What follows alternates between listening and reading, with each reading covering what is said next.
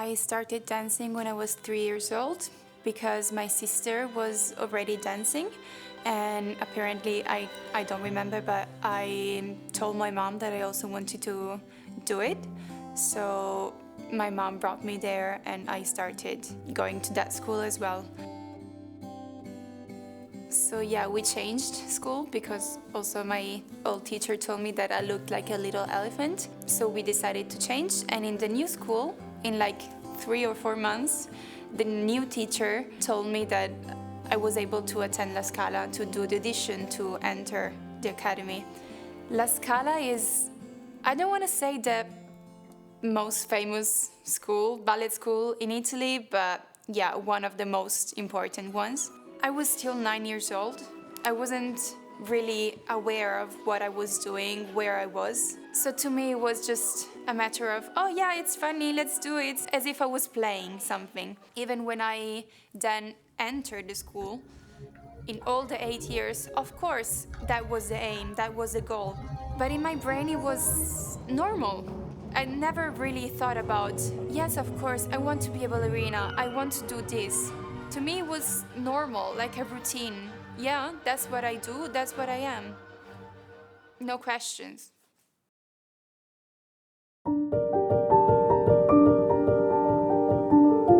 Something that I really, really loved about ballet is the freedom that I feel when I'm moving.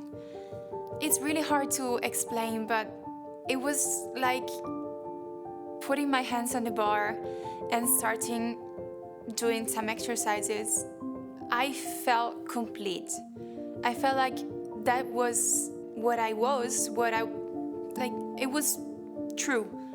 It was this little piece of puzzle that was completing me, the full person. And liberty to express all the emotions, even the stress, the happiness, whatever on stage, and to try to let people feel that.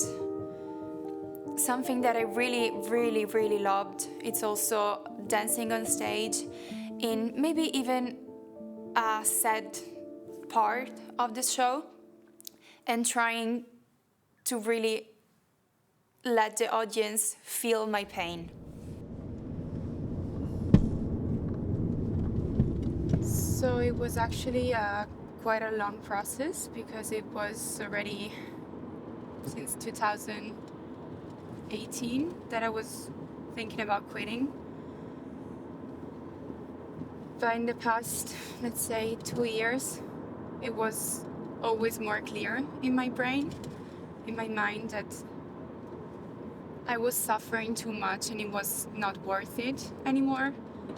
And Mom was accepting it, which to me is already super enough because she was also dreaming it, and it's completely normal.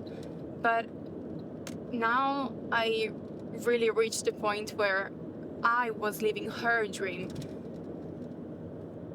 and I felt bad because I was feeling like I was letting her down. What made me dislike ballet is to see how the world is not evolving, is not changing.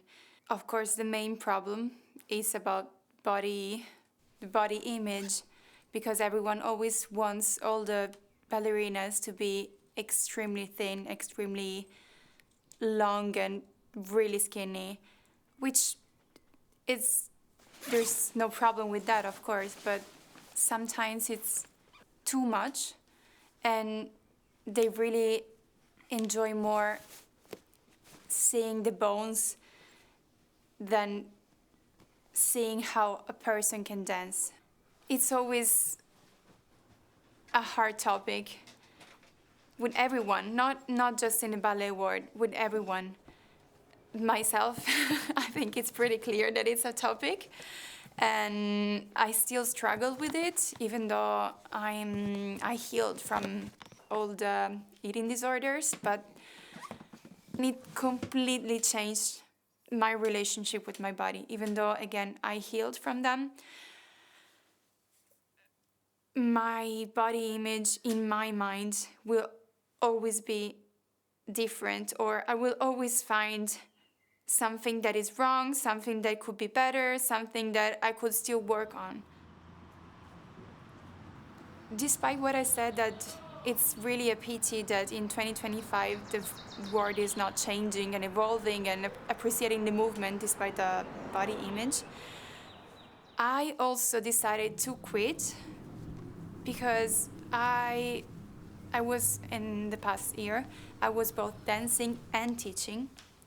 And being on the other side, I realized that, not on purpose, I was also kind of judging people by the way they looked. And I didn't realize it at first. And then one day I was like, why did I put this person behind if this other person dances better than who is in front? Just because the way they looked. And I was like, am I also doing that? I didn't want to do it anymore, and I didn't want this mentality to also be part of me and my way of thinking. The next step will be to understand where my place in the world is. It's not gonna be easy, it's not gonna be fast. I take slow pieces at a time, slow steps, tiny steps at a time. I'm really excited about me choosing what I can do. Me, for once. I'm able to decide about my future. Not someone else. No one. Me deciding this I want, this I don't want. I have high hopes that I will find my happiness and my way in my life. But it's for sure the beginning of the second act of my life, where I will be happy and start living again.